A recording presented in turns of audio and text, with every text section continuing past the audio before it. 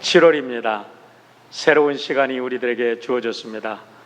이 복된 7월을 멋지게 새롭게 주님과 함께 걸으며 새 길을 여시는 여러분 모두가 되기를 축원합니다. 우리 UMC는 7월 첫 줄기에서 모든 목사님들이 새롭게 파송받는 거예요. 아마 어떤 교회에서는 새로운 얼굴의 목사님을 받으신 분들도 계시고, 어떤 교회에서는 이렇게 섬기던 목사님들을 새롭게 여러분들이 오늘 만나셨지만 모두가 새롭게 파송받은 분들이에요. 우리 새롭게 파송받은 목사님들 위해서 한번 환영의 박수를 좀 보낼까요? 환영합니다, 모든 목사님들. 그리고 새로운 목사님들을 오늘 환영하는 모든 우리 UMC 형제 자매 교회들에게 축복합니다. 우리 목사님들 새롭게 발령받으셨는데 이렇게 성도들 만나지 못하고 온라인으로 예배를 드리는 그 심정, 그리고 또 목사님을 얼굴로 대하지 못하고 영상으로 우리 새로운 목사님을 맞이해야 하는 우리 성도님들, 그렇지만 이것도 하나님께서 새롭게 우리를 축복하시는 길이라고 믿고 우리 기쁨으로 7월을 시작했으면 좋겠습니다. 어제 우리 독립기념일을 지냈는데요, 다들 즐겁고 행복한 우리 날을 보내신 줄 믿습니다. 저는 독립기념일이나 우리나라의 광복절, 3.1절과 같은 국가기념일 일을 맞을 때마다 제 마음속에 늘 새기는 마음이 있습니다. 그리고 우리가 감사해야 되겠다라는 생각을 합니다. 우리가 누리는 자유와 평화와 행복은 결코 저절로 주어진 게 아니라는 겁니다. 누군가 오늘 우리가 누리는 이 자유, 평화, 이 행복을 위해서 누군가 생명을 담보로 한 값진 희생의 대가로 오늘 우리가 이 축복을 누리고 있다는 겁니다. 그렇기 때문에 우리에게 이 주어진 아름다운 행복이 그렇게 행복을 낭비해서도 안 되고 우리가 우습게 여겨도 안 되고, 정말 주어진 한 시간 한 시간을 값지게 귀하게 감사함으로 받아서 또 이 세상 고통받는 사람들과 함께 나누는 우리 모두가 되어야 되겠다라는 생각을 늘 해보게 됩니다. 어떤 사람들이 자연으로 돌아가자라는 말로 인해서 자연은 선하고 아름다운 것으로 나이브하게 생각하는 사람들이 많이 있습니다.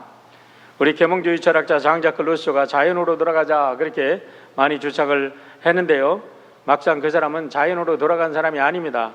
그 사람은 에밀로 교육학에 대해서 굉장한 교육학자처럼 그렇게 알려졌지만, 그 사람은 자기 하인과 아이를 낳아가지고 5명이나 낳는데 아이들 이름도 없이 전부 다 고아원으로 보내버린 사람이에요. 아주 나쁜 사람이에요. 글은 잘 썼어요. 많은 사람들에게 도전을 줬어요. 칸트가 그 사람을 굉장히 존경했다고 하지만 실제적으로 그 사람은 그렇게 살았어요. 여러분, 우리가 자연으로 돌아가자는 말을 잘 이해해야 됩니다. 자연을 가만히 들여다보면요, 자연은 평화스럽게 보입니다. 그러나 그 자연 속으로 들어가 보면 날마다 얼마나 치열한 생존 경쟁이 있는지 모릅니다. 땀 흘려야 되고 눈물을 흘려야 되고 피를 흘리지 않으면 생존할 수 없는 곳이 자연 세계입니다.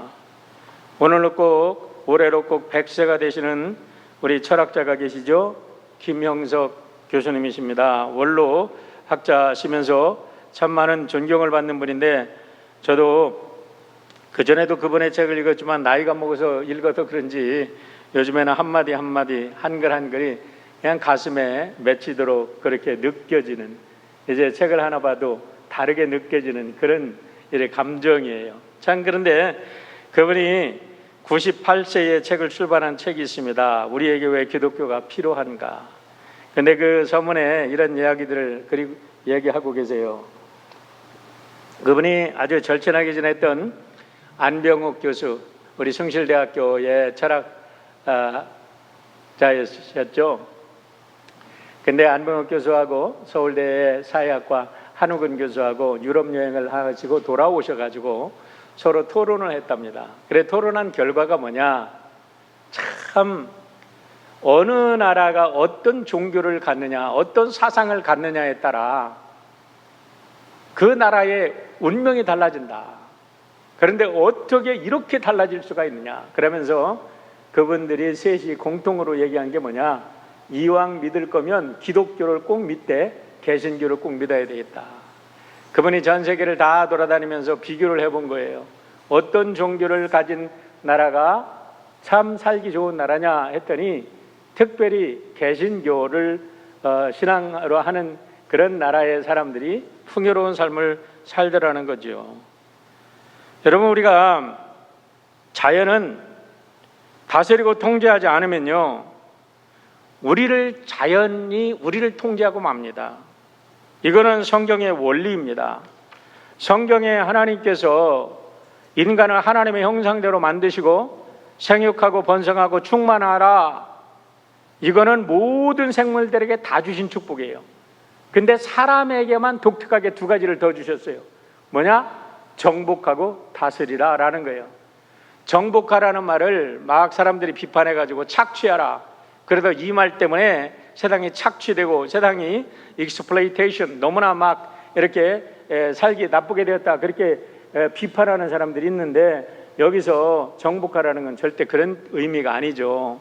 하나님의 지혜와 하나님의 뜻을 가지고 자연을 통제하고 다스리라는 겁니다. 여러분, 우리가 자연을 다스리지 않으면 자연이 우리를 노예로 만들어버리고 맙니다. 이스라엘을 한번 보세요. 이스라엘의 키부츠 농장들을 보면요, 대부분 사막에 건설한, 인공으로 건설한 농경지대입니다. 그들은 다스렸어요. 그들은 정복했어요. 그러니까 사막을 아름다운 농경지대로 만들어가지고 스스로 자급자족할 뿐만 아니라 세계에서 자기의 양식을 자급자족하는 나라는 이스라엘 한 나라예요. 완전히 자기들은 자급자족할 뿐만 아니라 농산물을 외국에 수출까지 하는 나라가 바로 이스라엘이에요. 어떻게? 사막에서 어떻게? 다스렸기 때문에, 정복했기 때문에, 하나님의 지혜를 가지고. 그래서 저는 여기에 우리 물리학자도 계시지만 과학을 자꾸 발전시켜야 됩니다. 하나님이 주신 지혜잖아요. 이 세상에 있는 전기와 자기, 어저께는 제가 전기와 자기에 대한 강의를 한참 들었는데 어려워서 저는 못 알아듣겠더라고. 그래도 강의를 끝까지 한번 지금 들었어요. 야, 신비하다. 그런데 다 하나님이 주신 거잖아요. 그러네 그거를 발견해가지고 그걸 사용하니까 얼마나 많이 여러분 귀합니까? 우리가 어렸을 때 땔감이 없어서 산에 가가지고 나무를 다 긁었대니까 나무들이 그냥 다 황폐화되고 장마가 지면 그냥 다 홍수가 나고 막 엉망진창이 되는데 그게 자연으로 돌아가는 겁니까? 그렇다면 저는 자연으로 돌아가고 싶지 않습니다. 제가 저 동남아 지역에 우리 선교를 여러 군데를 다녀봤어요. 그런데 너무나도 고통스러워, 너무나도 황폐화되고 너무나 가난 속에 있어. 바로 김영식 교수가 그걸 얘기를 하세요. 그러면서 불교 문화권을 갔더니 너무나 가장 불교 문화는 사람을 가장 가난하고 힘들게 살게 하는 문화권이라는 거야. 죄송해요, 아침에 다른 종교를 얘기를 해도 미안해요. 그러나 제가 얘기하는 게 아니라 100살이 된 노 철학자가 하시는 말씀이에요. 자연으로 돌아가라. 우리가 자연을 개발하려고 하면 그냥 스님들이 누워가지고 이 자연으로 돌아가야 되는데 이거 안 되는데 자연은 망치는데, 그런데 여러분 서구 사회를 보세요. 자연을 개발하고 자연을 통제하니까 여러분 우리 동네에 그 공작새가 돌아다니잖아요. 우리 교인들 집에 사슴들이 뛰어놀고 사슴들이 뛰어들어오잖아요. 우리 얼마든지 아름다운 새들이 놀고 다람쥐들이 그냥 무서워하지도 않고 사람들 곁으로 다가오잖아요. 자연은요, 다스려야 됩니다. 영어에 나이브하다는 표현이 있는데 직역하면 순진무구하다, 천진난마다라는 뜻이지만 대부분 부정적인 언어로 사용됩니다. 세상 물정 모른단 말이에요. 자연으로 그냥 돌아가요? 자연의 생태를 모르면서 자연으로 돌아가요? 그러면요, 나이브한 겁니다. 대신에 pure라는 단어가 있잖아요. 맑고 깨끗하다라는 단어예요. 맑고 깨끗하다는 단어는 여러분 그것만 얘기하는 게 아닙니다. 이 세상에 더럽고 추하고 혼돈스러운 속에서 pure한 거예요. 얼마나 귀한 겁니까? 이 세상이 아무리 혼란스럽게 돌아가고 아무리 썩고 아무리 타락해도 그 속에서 pure한 하나님의 백성들, 그 속에서 pure한 마음을 가진, 성실한 마음 가진, 신선한 그 성결한 마음을 가진 사람들이 얼마나 귀합니까? 아네스트라는 말도 있습니다. 여러분, 부정직한 세상의 현실 속에도 아네스트 하는 거 쉬운 일이 아니죠. 아담 타락 이후에 사람을 대하는 자연 세계는요, 결코 평화스럽거나 친절한 세계가 아닙니다. 그렇기 때문에 하나님께서는 하나님의 지혜로 다스려라 라고 말씀을 하셨습니다. 우리가 하나님의 뜻대로 자연을 다스릴 때 자연은 우리에게 무한한 삶의 자원이 되고 행복과 자유의 공간도 되는 것입니다. 오늘 코비드-19의 사태는 인간이 자연을 잘못 다스린 결과가 아니겠습니까? 그래도 자연이 인간에게 대보복을 하는 그런 현상이 아닌가라는 생각을 합니다. 미국의 건국의 아버지들은 이런 사실들을 잘 알고 있었다고 생각합니다. 조금 다른 의미겠지만 미국의 독립선언서를 기초한 토마스 제퍼슨 3대 대통령이 되셨지요.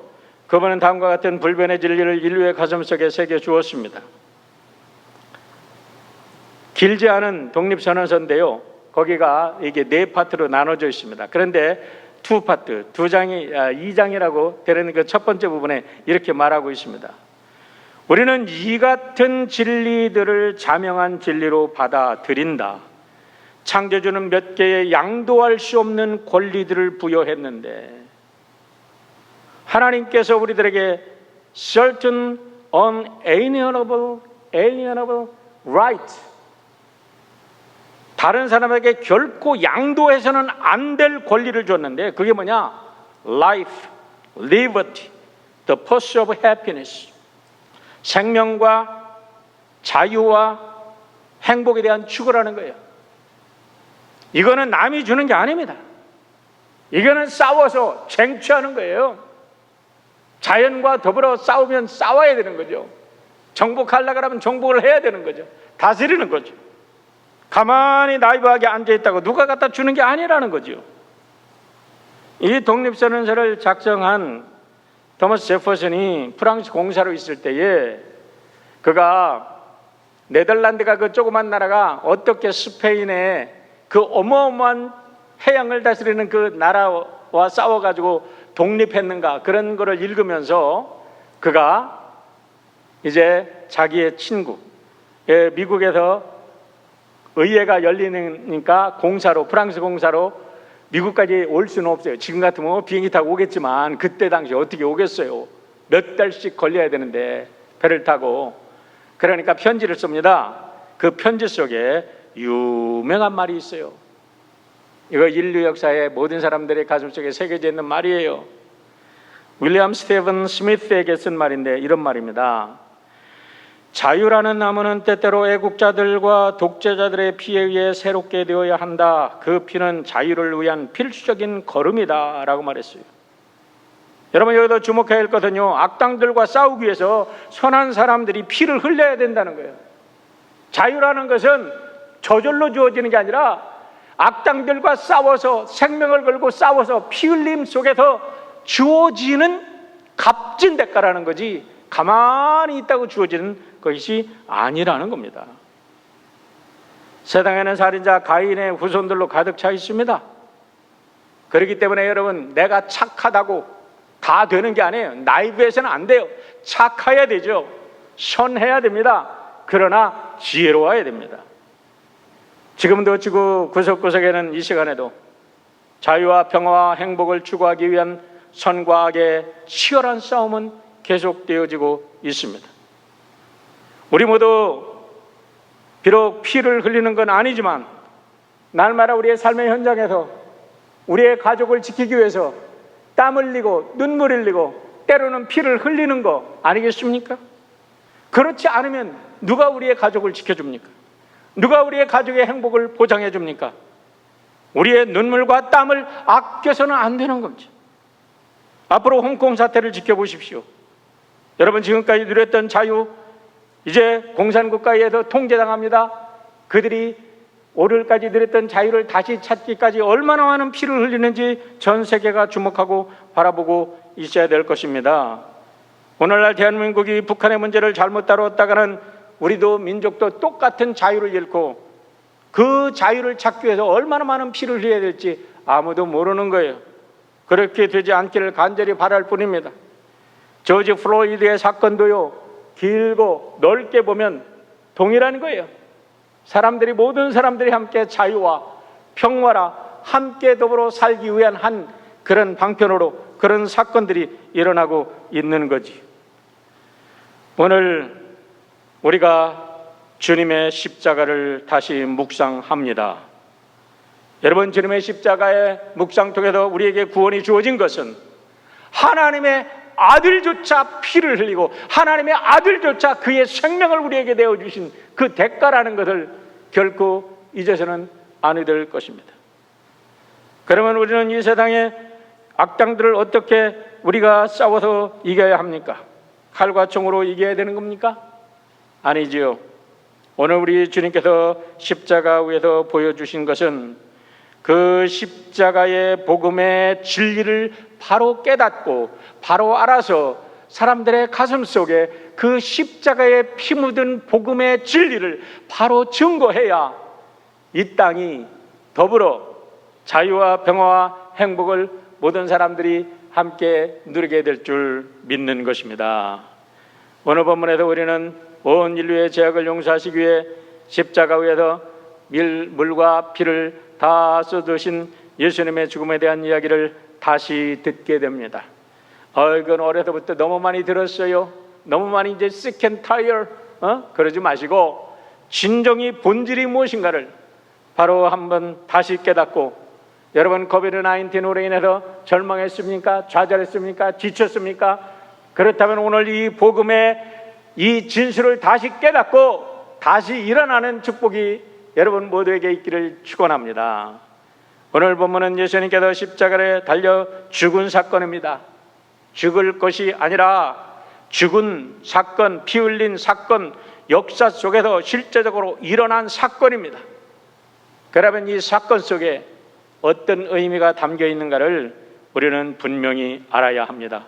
왜냐하면 이 한 사건으로 인해서 인류의 과거와 현재와 미래, 시공간을 초월한 모든 인류가 새로운 희망을 볼 수 있는 놀라운 구원의 역사가 바로 오늘 말씀 속에 담겨 있기 때문에 그렇습니다. 종교개혁자 마틴 루터는 성경을 짜봐라, 그러면 피가 나올 것이다 라고 얘기했습니다. 옳은 말입니다. 우리가 구약을 짜고 짜면 인간의 죄를 용서하시기 위해서 죽었던 수많은 짐승들의 피가 나올 것입니다. 신약을 짜고 짜면 온 인류를 구원하기 위해 피 흘린 예수 그리스도의 거룩한 보혈이 흘러나올 것입니다. 그렇기 때문에 성경은 창세기부터 요한계시록까지 그 성경의 깊은 곳에서는 우리 예수 그리스도의 거룩한 피가 흐르고 있음을 믿으시기를 바랍니다. 기독교는 바로 이 피 위에 세워져 있는 것입니다. 저는 오늘 예수님의 죽음에서 세 가지 교훈을 찾아보고자 합니다. 첫 번째는 예수님의 삶은 모든 성경의 예언을 성취하신 사건이라는 것입니다. 삶이라는 것입니다. 피터 스토너라는 과학자가 계신데요, 그분은 1950년대 파사데나 시티 칼리지, 우리 바로 여기 길 건너편에 우리 시티 칼리지에서 교수를 하셨던 분이에요. 수학과 천문학을 가르치셨다 그래요. 그런데 이분이 Science Speaks, 과학은 말한다라는 책을 져가지고 아주 유명해졌는데요, 이 말은 뭐냐면 우리 성경 속에 나타난 그 예언들이 얼마나 정확하게 이루어졌느냐라는 것을 이분이 여기서 얘기하고 있습니다. 이번에 주장에 의하면 성경에는 350개 내지는 400개에 이르는 예수님에 관한 예언들이 있다고 합니다. 그런데요, 이 예언들 중에 가장 핵심적인 8개 예언, 예를 들면 동정녀 탄생이라든가 예수님이 어떻게 누구한테 이렇게 배반을 받고 예수님이 십자가에 달려 죽으시고 예수님이 부활하신다, 이런 아주 근본적인 8개의 예언이 구약에 있는데, 그 예언들이 한 사람에게 이루어질 확률은 어떻게 계산한지는 모르겠어요. 10의 17승분의 1이래요. 우리 수학을 잘 하시는 분들은 금방 이 숫자가 어느 정도를 의미하는지 이해되시죠? 그런데 성경에는 뿐만 아니라 300개의 예언이 있다 그러잖아요, 적어도.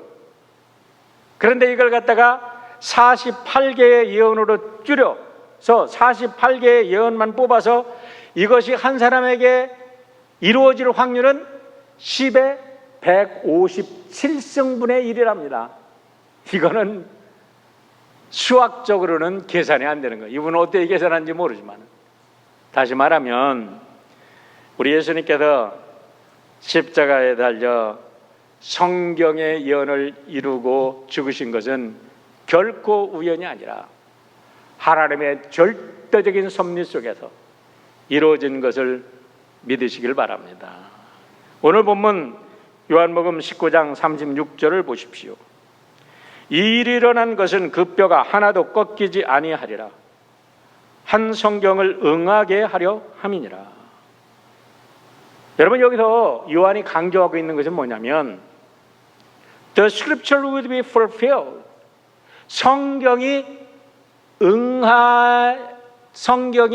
응했다는 것, 성경이 완성되었다는 것, 여기에 지금 포커스가 있는 거예요. 이 말은 이외에도 여러 군데서 강조하고 있는데, 예수님이 최후의 만찬 석상에서 이렇게 말씀하셨습니다. 요한복음 13장 18절입니다. 내가 너의 모두를 가리켜 말하는 것이 아니니라. 나는 내가 택한 자들이 누구인지를 알미라. 그러나 내 떡을 먹는 자가 내게 발꿈치를 들었다 한 성경을 응하게 하려는 것이니라. 이미 구약에 이런 말씀이 있는데 이것도 예수님의 삶 속에 그대로 성취됐다는 겁니다. 자, 예수님께서 제자들을 위해서 마지막 기도하는 요한복음 17장에는 이런 말씀이 있습니다. 내가 그들과 함께 앉아있을 때에 내게 주신 아버지의 이름으로 그들을 보존하고 지켰나이다. 그 중에 하나도 멸망하지 않고 다만 멸망의 자식뿐이 오니 이는 성경을 응하게 하려 함이니라. 오늘 이 모든 구절에 성경이 응하게 하려 함이니라는 말씀이 있습니다. 그런데 19장에는 성경이 응하게 하려는 말씀이 두 군데나 있습니다. 28절과 36절입니다. 그 후에 예수께서 모든 일을 이미 이루신 줄을 아시고 성경을 응하게 하려 하사 이르시되 내가 목마르라 하시다. 목말라서 목마른 게 아니라 성경을 응하게 하시려고 목마르다 말씀하셨다고 지난주에 말씀을 드렸어요. 자, 그런데 뼈가 꺾이지 않은 것도 성경을 응하게 하려 하셨다는 겁니다. 그런데 요한은 이 성경이 예수님의 삶 속에 이루어진 것은 처음부터 있었던 사건이라는 것을 이렇게 증언을 하고 있는 거예요. 요한복음 1장 14절 보세요. 말씀이 육신이 되어 우리 가운데 거하심에 우리가 그의 영광을 보니 아버지의 독생자의 영광이요 은혜와 진리가 충만하더라. 여러분, 이걸 인카네이션의 사건이라고 그러죠. 여러분이 이 문제를, 이 말씀을 어떻게 해석하십니까? 저는 이 말씀을 읽을 때마다 부족하지만 항상 하나님 앞에 기도하는 게 있습니다. 어떻게 예수님의 삶 자체가 하나님의 말씀을 이루신 거라는 거예요. 그럼 우리가 예수 그리스도의 제자라면 어떻게 하면 우리의 삶을 통해서 하나님의 말씀이 이루어질까? 오늘 우리의 삶이 하나님의 말씀을 이루는 삶이 되어야 되지 않겠습니까? 그걸 말씀하시는 거죠. 그런 면에서 우리 감리교 교인이 된 것에 대해서 참 자랑스럽습니다. 여러분, 우리 감리교회 창시자인 요한 웨슬레 목사님께서 성경을 참 사랑했고 성경의 사람이 되기를 그렇게 소원했던 분이에요. 그분이 1746년 마가복음 1장 15절을 가지고 설교를 했습니다. 설교 제목은 천국에 이르는 길입니다. The way is the kingdom. 그리고 그 본문 말씀은 이렇습니다. 이르시되 때가 찼고 하나님의 나라가 가까웠으니 회개하고 복음을 믿으라 하시더라. 그랬는데 그 설교 한 파트에 이렇게 그분이 적고 있어요. 이 말씀이 얼마나 감동적이고 파워풀한지 이거를 제가 어저께 번역을 했는데 번역을 하니까 이 맛이 좀 떨어집니다. 제가 한국말로 여러분에게 번역한 걸 읽어드릴 테니까 여러분들은 원어로 한번 읽어보세요. 앞에 있으니까. 내가 한 가지 알기 원하는 것은 천국에 이르는 길이다. 어떻게 그 행복한 천국의 해안에 안전하게 도착할 수 있을까? 하나님 자신이 직접 그 길을 나에게 그 길을 가르쳐 주시기 위해 강림하셨다. 하나님이 하늘로부터 이 땅 끝에 내려오셨다. 하나님은 그것을 한 책에 기록하였다. 오, 나에게 그 책을 달라. Oh, give me that book. 어떤 대가를 치르더라도 그 하나님의 책을 달라. 어떤 대가를 치르더라도. 여기에 나의 구원을 위한 모든 지식이 들어있다. 나로 하여금 한 책의 사람이 되게 하라. 여러분, 이게 웨슬레 목사님의 인생의 모토입니다. Let me be homo unius libri. 저는 이 한마디 가지고 정말 웨슬레 목사님의 후예가 된 것이 너무나 자랑스러워요. 그래서 세상의 바쁜 모든 이들과 달리 나는 여기에 있다. 이거는 한국말로 번역하면 맛이 뚝 떨어집니다. 나 홀로 여기 오직 하나님이 계신 이곳에 앉아 있다. 그분의 임재 안에 나는 그분의 책을 펴고 읽는다. 천국에 이르는 길을 발견할 목적으로. 여러분, 코비드-19 이 사태를 어떻게 지내고 계십니까? 집안에서 텔레비 보고 계십니까? 날마다 영화에 심취해 계십니까? 유튜브에 심취해 계십니까? 염려와 걱정에 사로잡혀 계십니까? 여러분, 성경 읽으라 그러면 시간이 없어서 성경 못 읽는다고 했던 사람들이 얼마나 많이 있습니까? 그런데 하나님께서 얼마나 많은 시간을 널널하게 주셨습니까? 그랬더니 염려와 걱정과 근심과 세상의 세속적인 것으로 꽉 잡혀있는 분은 안 계십니까? 여러분, 우리가 세상을 어떻게 보느냐에 따라 달리는 거예요. 세상은요, 우리가 어떻게 시간을 정복하고 아까도 말씀드렸지만 나에게 주어진 시간을 어떻게 다스리느냐에 따라서 내 인생이 달라지는 거예요.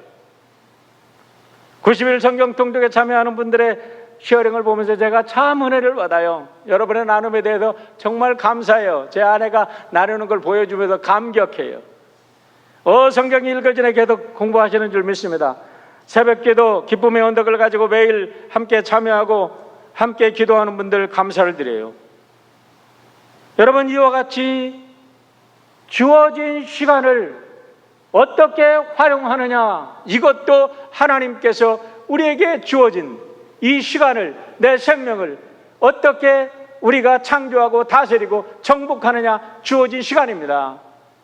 이왕이면 하나님의 말씀에 집중해서 여러분 내일을 준비하시기를 축원합니다. 말씀에 붙잡힌 영혼이 될 때 우리는 이 코비드-19 이 폭풍이 지난 후에 그들을 통해서 하나님은 하나님의 역사를 써가실 줄 믿습니다.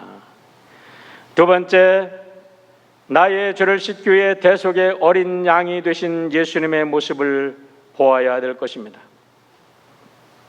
31절부터는 예수님이 운명하시고 난 후 장례에 대한 기록들입니다. 그런데 성경이 말하고자 하는 핵심은 예수님은 유월절 양으로 돌아가셨다는 겁니다. 그건 예수님께서 십자가에서 죽으신 일어난 사건들이 아주 특이한 데서 우리가 발견할 수가 있습니다. 일반적으로 로마인들은 십자가에 처형한 죄수들은 죽을 때까지 십자가에 매달아 놓고 죽은 후에도 그냥 세상 사람들로 하여금 너희들이 로마에 항거하면 이렇게 죽는다, 이렇게 된다 하는 것을 보여주기 위해서 그냥 매달아 놓는답니다. 죽은 시체는 새가 쪼아 먹습니다. 그리고 뼈만 앙상하게 남을 때까지 그대로 매달아 놓는답니다. 그런데 유대인의 관습은 달랐기 때문에 예수님이 운명하시던 금요일에 유대인들은 예수님의 시체 그리고 제수들의 시체를 치워달라고 아주 강력하게 요구를 합니다. 왜 그렇습니까? 신명기 21장 22절로 23절 말씀 때문에 그렇습니다. 사람이 만일 죽을 죄를 범함으로 내가 그를 죽여 나무 위에 달거든 그 시체를 나무 위에 밤새도록 두지 말고 그날에 장사하여 내 하나님 여호와께서 내게 기업으로 주시는 땅을 더럽히지 말라. 나무에 달린 자는 하나님께 저주를 받았음이니라 라고 말씀합니다. 사랑하는 성도 여러분, 여기서 우리가 봐야 될 게 있습니다. 우리는 다 죄인에게 저주받아야 할 자들입니다. 하나님으로부터 저주받아야 될 것을 예수님께서 대신 저주받으신 줄 믿습니다. 31절에 보면 그런데 이상한 요청을 합니다. 유대인들이 죄인들의 다리를 꺾어달라고 합니다. 31절 보시길 바랍니다. 이날은 준비일이라 유대인들이 그 안식일이 큰 날이므로 그 안식일에 시체들을 십자가에 두지 아니하려 하여 빌라도에게 그들의 다리를 꺾고 시체를 치워달라 하니라고 말합니다. 여러분, 그들이 왜 다리를 꺾어달라고 그랬을까요? 그거는요, 우리가 생각해보면 금방 알 수가 있습니다. 십자가에 매달려 있습니다. 모든 몸무게가 사실 팔과 다리에 집중되어 있습니다. 그런데 숨을 쉬려면요, 아무리 힘들어도 다리에 박힌 못, 너무나 고통스럽지만 그것을 들고 체중을 들어 올려야 숨을 쉴 수 있어요. 근데 다리를 꺾어버리면 더 이상 이 상체를 받쳐줄 힘이 없어. 상체가 쭉 내려가서 완전히 숨통을 눌러버리기 때문에 더 이상 숨을 쉴 수 없이 몇 분 안에 다 죽게 되는 겁니다. 그래서 다리를 꺾어달라라고 요청을 한 거예요. 그런데 이상한 일이 벌어지고 있습니다. 여러분, 군인은 옛날이나 지금이나 명령에 살고 명령에 죽는 사람들입니다.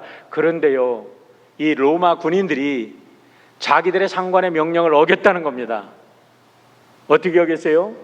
예수님의 다리를 꺾지 않았다는 거예요. 두 명의 양쪽에 죄인들의 다리를 꺾어서 그들은 바로 숨이 끊어집니다. 그런데 예수님에게 갔어요. 자, 순서대로 한다 그러면 이쪽 죄인을 죽이고 예수님한테 가면 예수님이 두 번째 죽어야 돼. 그런데 여기를 죽이고 가운데 예수님한테 갔어. 이것도 신비해. 그런데 가보니까 예수님이 숨이 끊어졌다고 그래서 자기의 대장의 명령을 어기고 예수님의 다리를 꺾지 않고 생각지도 않았던 일을 벌입니다. 한 사람이 이건 시킨 일도 아닌데 창으로 예수님의 옆구리를 콱 찔렀다는 거예요. 여러분, 이게 우연히 일어나는 일들이 아니라는 거죠. 근데 거기에서 예수님이 피가 쏟아졌다는 겁니다. 그것을 뭐라고 그래요? 36절에서 이렇게 이야기하고 있습니다. 이 일이 일어난 것은 그 뼈가 하나도 꺾이지 아니하리라 한 성경이 응하게 하려 함이니라. 성경이 뭐라고 그랬게요? 출애굽기 12장 46절에 이렇게 말합니다. 한 집에서 먹되 그 고기를 조금도 집 밖에 내지 말고 뼈도 꺾지 말지매. 민수기 9장 12절입니다. 아침까지 그것을 조금도 남겨주지 말며 그 뼈를 하나도 꺾지 말아서 유월절 모든 율례대로 지킬 것이니라. 여러분, 이게 지금 이 사건이 일어나는 것을 그림으로 한번 그려보십시오. 세상 사람들은 이 장면을 무관심하게 바라볼 수 있어요. 그러나 이 장면을 인류 역사상 가장 중요한 사건으로 바라보시는 한 분이 계셔. 누구십니까? 바로 하나님 아버지십니다. 인류의 창조주 하나님 아버지는 이 사건을 지금 바라보시면서 예수 그리스도께서 어린 양 예수로 인류에 구속하는 그 구속의 양으로 돌아가시기 때문에 그분의 뼈가 꺾이지 아니하도록 하나님께서 이 상황을 전적으로 주관하고 계셨던 것을 믿으시기를 바랍니다. 그리고 이 군인으로 하여금 창으로 찌르게 하신 분도 하나님이신 것을 우리가 알게 돼요. 왜요? 이 피가 인류를 구속하는 상징적인 놀라운 사건이기 때문에 그렇습니다. 34절을 보세요. 그중 한 군인이 창으로 옆구리를 찌르니 곧 피와 물이 나오더라. 피가 뭐죠? 우리 생물을 공부하시는 분들, 우리 의학을 공부하시는 분들, 피가 얼마나 신비한 것인가를 금방 아시죠? 혈장과 혈구, 적혈구, 백혈구, 혈소판으로 이루어졌고요. 그 혈청 속에서 여러분 거기에는 모든 신비한 면역 체계가 다 그 속에서 혈청을 뽑아서 연구하는 거 아닙니까? 코비드 사건도요, 이 혈청을 우리가 뽑아서 연구하면 거기서 제대로만 이게 연구가 되면 코비드 사건도 사라지게 될 겁니다. 그런데 이 피 속의 원리를 3,500년 전에 성경은 이미 알고 있었다는 거예요. 성경은 이미 얘기하고 있다는 거예요. 레위기 17장 14절을 보세요. 피는 곧 모든 생물의 생명이기 때문이다. 레위기 17장 11절. 생물의 생명이 바로 그 피 속에 있기 때문이다. 피는 너의 자신의 죄를 속하는 제물로 삼아 제단에 바치라고. 피는 생명인데, 피는 너의 자신의 죄를 속하는 제물로 삼아 제단에 바치라고, 니들이 먹으라고 한 게 아니에요. 이 얘기했더니 우스갯소리를 어떤 분이 선지피 맛있는데? 돼지고기 피 맛있대. 여러분, 근데요, 성경은 절대로 피는 생명이니까 먹지 말라고 합니다. 그러면서 히브리서 9장 22절에서 이렇게 말합니다. 율법을 따라 그의 모든 물건이 피로써 정결하게 되나니 피 흘림이 없은즉 사함이 없느니라. 거꾸로 말하면 죄를 사하려면 무엇인가 생명이 희생당해야 된다는 거예요. 그래서 인류의 모든 죄를 사하기 위해서 우리 예수 그리스도께서 피 흘려 죽으신 줄 믿습니다. 계시록 7장 14절에 놀라운 말씀이 있어요. 이 사람들은 큰 환난을 겪어낸 사람들입니다. 그들은 어린 양이 흘리신 피에 자기들의 두루마리를 빨아서 희게 하였습니다 라고 말씀합니다. 그 앞에 보면 14만 4천 구원받는 사람들이 나옵니다. 그래 요즘에 이단들이 자기들 만들어 놓고 자기들이 14만 4천이래. 거기만 들어와야지만 구원받는데 순 엉터리 같은 소리 하지 말라 그래요. 그거는 상징적으로 유대인들의 구원의 숫자를 얘기하는 겁니다. 12지파가 한 지파당 12,000명씩 하면 14만 4천이 되는 거예요. 그건 어떻게 성경에서 말씀하시는지 그거는 성경의 특별한 상징적인 숫자입니다. 그런데 그 후에 헤아릴 수 없는 사람들이 주 앞에 나와요. 다 구원받은 사람들이에요. 어떻게 구원받아요? 어린 양 예수의 피로 두루마리를 빨아서, 그들의 겉옷을 빨아서 주님 앞에 나오는 자들은 다 구원을 받는다는 것입니다. 바로 여러분, 우리가 마지막 심판날에 하나님 앞에 설 수 있는 유일한 근거는 우리가 똑똑해서도 아니고 우리가 큰 공을 세워서도 아니고 오직 예수 그리스도의 피로 우리의 죄사함을 받은 그 한 이유 때문에 우리가 하나님 앞에 서게 될 줄 믿습니다. 마지막 세 번째, 오늘 예수님의 죽음을 통해서 우리가 봐야 될 것은 뭐냐면 예수님은 온 세상을 심판하시기 위해서 재림하신다는 것입니다. 여러분, 지금 예수님의 십자가에서 봐야 될 꼭 중요한 사건이 있어요. 첫 번째가 뭐냐면 하나님의 아들도 죄를 짓고 죄를 대속해서 죄인으로 죽으시기 때문에 이렇게 십자가에서 끔찍한 죽음을 당하셨다는 거예요. 죄인은 반드시 심판받는다는 겁니다. 여러분, 예수 믿지 않고 예수의 피로 거듭나지 않으면요, 반드시 우리는 심판받고 죽어요. 그런데 또 하나 봐야 될 것은 뭐냐? 예수님을 믿고 구원받은 사람들은 똑같은 십자가를 바라보아도 하나님이 우리를, 하나님의 아들을 희생시키기까지 우리를 사랑하셔서 주님을 내주신 그 사랑으로 바라본다는 거예요. 그런데 예수님의 죽음은 여기서 끝나는 게 아니라는 거예요. 예수님은 죽음은 부활로, 승천으로, 재림으로 이어집니다. 그래서 37절에서 이렇게 말하는 거예요. 또 다른 성경에 그들이 그 찌른 자를 보리라 하였느니라 라고 했는데, 여러분, 이 로마의 군인이 예수님을 찌른 것이 성경에 이미 예언되는 겁니다. 스가랴 12장 10절 보세요. 그러나 내가 다윗 집안과 예루살렘에 사는 사람들에게 은혜를 구하는 영과 용서를 비는 영을 부어주겠다.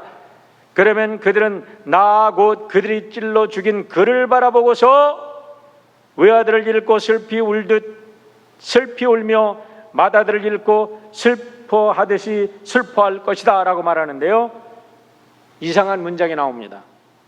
나 곧 그를 찔러 죽인, 그들이 찔러 죽인 그를 바라보고 그랬어요. 여기서 나가 누굽니까? 하나님이십니다.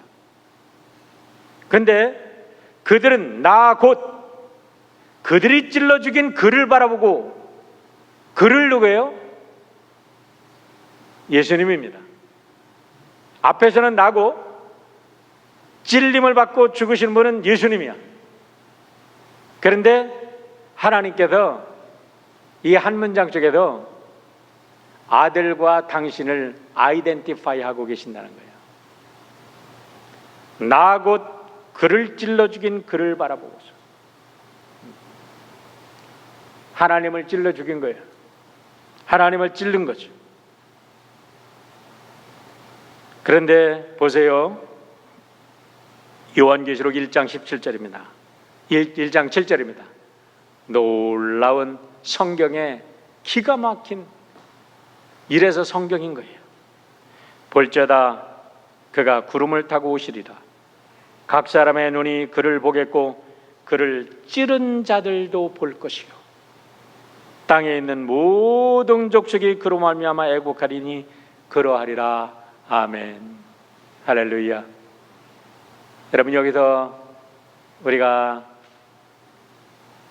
놀라운 삶의 비밀을 봅니다. 죽음과 삶의 비밀을 봅니다. 우리가 죽어요. 육신은 땅에 묻힙니다. 영혼은 하나님께 돌아갑니다. 그런데 마지막 나팔 소리에 우리의 죽었던 육신들이 하나님의 영체로 트랜스포밍 되고, 하나님 나라에 갔던 영혼들이 다시 트랜스포밍 된 그 몸속에, 스피리추얼 바디 속에 들어가서 새로운 존재로 하나님 앞에 다 드러나서 우리를 위해서 죽으신, 십자가에 죽으신 그 예수를 바라보고 그분 앞에서 온 인류는 다시 백보자 심판 앞에 서서 심판을 받게 될 것입니다. 이것이 마지막 심판이고 성경이 우리들에게 말하는 비밀입니다. 이 모든 비밀이 오늘 예수님의 십자가 죽음의 사건, 십자가에 달린 예수 그리스도께서 우리에게 증거해 주시는 삶의 비밀인 것을 믿으시고 여러분 예수님을 바라보시고 오늘 이 코비드 사건을 예수님의 피로 힘으로 이기는 여러분 모두가 되시기를 주님의 이름으로 부탁드립니다. 기도하겠습니다.